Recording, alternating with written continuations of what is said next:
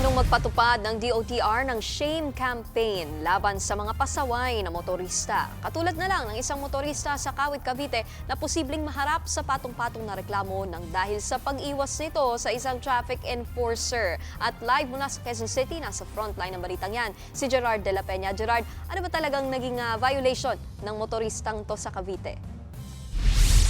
Niki, posibleng maharap sa patong-patong na kaso ang isang motorista matapos mapwersa ng isang traffic enforcer na mapasampa dun sa hood ng sasakyan nito dahil sa pag-iwas ito sa pagpara sa kanya.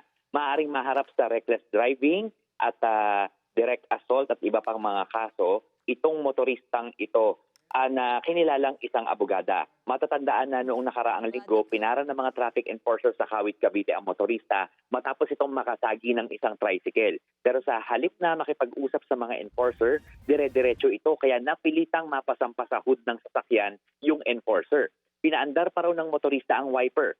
Tumagal ng humigit kumulang 15 minutos na nasa hood ang enforcer habang umaandar. At nang makarating daw sila sa bahay ng motorista, ay pinagmumura pa raw itong enforcer.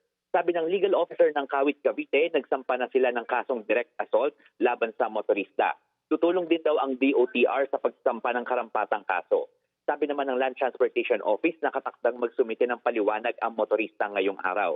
Pero kung hindi raw ito magbibigay ng paliwanag, irerekomenda raw ng LTO ang revocation ng lisensya nito. Sabi ng LTO, mula Enero hanggang sa kasalukuyang buwan ay umaabot na sa mahigit 5,000 show cause orders ang nailalabas nila dahil sa dami ng mga pasaway na motorista. Malayo raw ito sa mahigit 1,000 noong nakaraang taon. At dahil dito, Nikki, balak ng Department of Transportation na maglabas ng listahan ng mga pasaway na motorista linggo-linggo. Sa ngayon ay pinag-aaralan pa raw ng ahensya kung paano at kailan ito gagawin dahil isa rin sa malaking consideration dito ay yung Data Privacy Act. Nikki. Yan ang Express Report ni Gerard de la Peña. Mga kapatid, Nikki de Guzman po. Para sa pasada ng mga rumaratsyadang balita, mag-follow at mag-subscribe na sa social media pages ng News 5.